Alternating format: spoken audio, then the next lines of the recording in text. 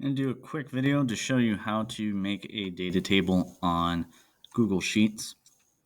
You can see here, I'm sorry, not a data table, a graph. You can see here we have the data table ready to go. So what I'm going to do is I'm going to highlight both columns.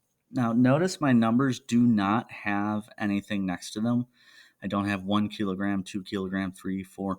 I just have the numbers. That's important because if you do have any letters in there, it will mess up the program when you attempt to make the graph. So what I will do is I'm going to insert a chart.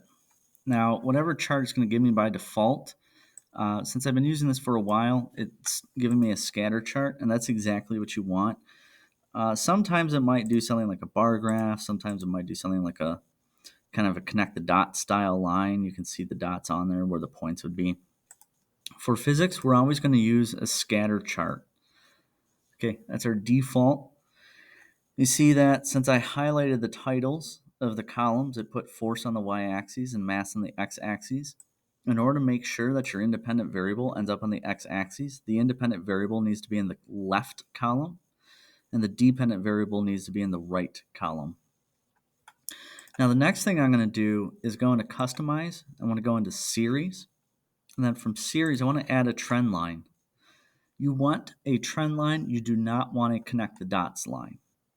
The last step is under Label. I want to click on Use Equation, and then I'm all set with this, and I have my graph. Now I have the graph, the axes both labeled, I have a title on it, and it shows me the mathematical equation automatically solved for me.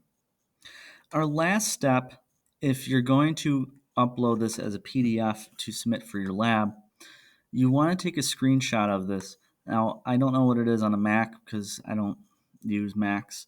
On Windows, if you hit Windows Shift S all at once, this comes up, and I can highlight what I want to take, which is this information right here. Okay, and then I'm going to go into a Word document, paste it, and then when I go to print, choose I want to print to a PDF, and then click print and save the file as whatever you'd like. Upload it onto the Google form.